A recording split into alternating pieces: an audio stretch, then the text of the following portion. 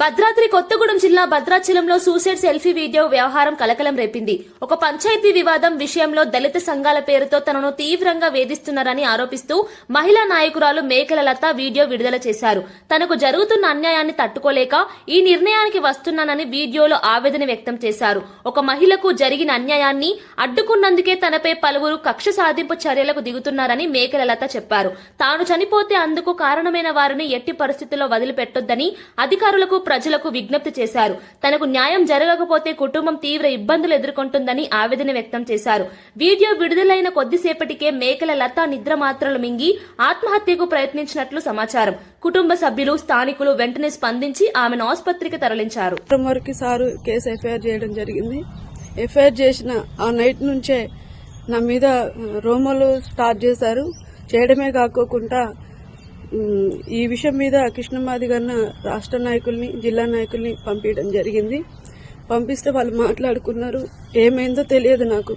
అక్కడ నుంచి నేను పక్కకు వచ్చేసాను స్టేషన్ కాడికి వచ్చి కూర్చున్న తర్వాత మరి అల్వాల రాజా అనే అతను ఛాయ్ తాగడానికి వెళ్తే అక్కడికి సువాసిని అనే ఆమె, గుండె సువాసిని అనే ఆమె పట్టుకొని కొట్టిందే కాకుండా బట్టలు చింపుకొని వచ్చి నన్ను కొట్టాడు, తిట్టాడు అని చెప్పేసి అని కేసు పెట్టడం జరిగింది. ఆ విషయంలో కూడా నేనేం మాట్లాడలేదన్నా. నా విషయం కాడికి వచ్చేసరికి నీ వీడియోలు ఉన్నాయి, నీవి అవి ఉన్నాయి నా దగ్గర, నువ్వేం చేస్తావో చూస్తానే, నిన్ను అంత గలీజ్గా వలరుగా తిట్టింది. నిన్ను మాది కూడా దెంగ, వాడి దెంగ, వీడి దెంగ అని చెప్పేసి అని గలీజ్గా తిట్టింది.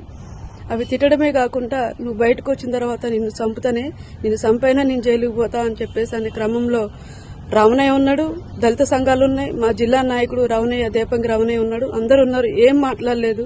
సరే, ఒక ఆడపిల్ల సపోర్ట్ చేస్తుంది అని అంటే నేను ఎవరినైనా ఎంక్వైరీ చేయండి. ఆ పిల్లకి అన్యాయం జరిగితే న్యాయం చేయడం కోసమే పోరాటం చేస్తాను. ఆ విషయం అందరికీ తెలిసిన విషయమే. సిఐ గారు కూడా నాకు ఫుల్ సపోర్టెడ్ గా ఉన్నారు. లత, నువ్వు టెన్షన్ పడకు, నేనున్నా కదా, నేను చూసుకుంటా అని చెప్పేసి అన్నారు. నేను పోలీస్ స్టేషన్ లో ఉండగా నేను కొట్టానని చెప్పేసి అని కేసు పెట్టడం జరిగింది. నా మీద ఎస్సీ అట్రాసిటీ కేసు పెట్టింది. ఆ కేసు ఎంతవరకు ఎలబుల్. ఈ ప్రేమ్ చందు అనే అతనికి ఏం తెలుసో తెలీదో నాకు తెలీదు. నా మీద లేనిపోని మీడియా స్టేట్మెంట్లు ఇచ్చాడు. ఈ రోజు నా మీద ప్రెస్ మీట్ కూడా జరుగుతుందంట అన్న. దీనికి కారణం ఎవరన్నది లోతుపాట్లు మీరు తెలుసుకుంటారు. మీరే మిత్రులకి, మీ అందరికీ, మీ యొక్క చెల్లెలుగా నేను ఇది మీకు షేర్ చేయడం జరుగుతుంది. కానీ ఈ దళిత సంఘాలందరూ నా చావుకి కారణమవుతారన్న. నేను ఒక పిల్లకి అన్యాయం జరిగిందని చెప్పి సపోర్ట్ ఇవ్వడం నా తప్ప. దీంట్లో సిఐ గారికి కూడా తెలుసు నేను ఎన్ని రోజుల నుంచి పోలీస్ స్టేషన్ లో ఉన్నాను. కానీ ఈ విషయాన్ని తెలుసుకోకుండానే అందరు నా మీద లేనిపోని రోమాలు పుట్టిస్తున్నారు. దయచేసి అన్న, ఒక ఆడపిల్లకి అన్యాయం జరిగితే సపోర్ట్ ఉండడం తప్పు అనుకుంటే ఇది ఇంతటితో ఆఫ్ చేయండి. ఉద్యమాలు అవసరం లేదు మనకి. ఏ ఆడపిల్లకి అన్యాయం జరిగినా వదిలేసుకుంటూ పోతే అలా ఎన్నో జరిగేటి. కానీ నా దాకా వస్తే నేను అలా లేని పరిస్థితి. నేను నా చావుకి కారణం మాత్రం మొత్తం దళిత సంఘాలు. మెయిన్ కారణం గుండె సువాసిని, తోకల దుర్గాప్రసాద్ కాదు, ముద్ద పిచ్చయ్య, దేపంగి రమణయ్య అన్న నా చావుకి కారణం. వీళ్ళు కావాలనే నన్ను 2 సంవత్సరాల నుంచి టార్గెట్ పెట్టుకున్నారు. మా అమ్మని గుళ్ళో పెట్టిస్తున్నానని చెప్పేసి అని ముద్ద పిచ్చయ్య గతంలో కూడా నా మీద కేసు పెట్టడం జరిగింది. ఆ విషయంలో కూడా సీఏ గారు గద్దించారు. అదే కడుపులో పెట్టుకుని ఈ రోజు ఒక గుండె సువాసిని ఆమె ఏం చేసిందో తెలియకోకుండా ఆమెని సపోర్ట్ చేసుకుంటామే కాకోకుండా ఆ అమ్మాయిని ఎరికేసుకొని నా మీద లేనిపోని ఆమె చావు దాకా నన్ను తీసుకెళ్లే పరిస్థితి తీసుకొచ్చారు. ఈ చావుకి కారణం మాత్రం ముద్ద పిచ్చయ్య, దళిత సంఘాలు,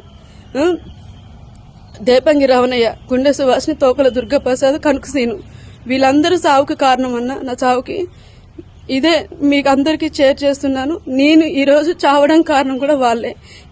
ఈ వీడియో మీ అందరికీ చేరేదాకా అందరికీ చెప్పండి. ఒక ఆడపిల్లకి అన్యాయం జరిగితే సపోర్ట్ ఎవరు ఉండకూడదు. అదే కదా వీళ్ళు చేసేది. అదే జరగనివ్వండి అన్న. లోకల్ ఎంత అన్యాయం జరుగుతుందో అందరికీ తెలుసు.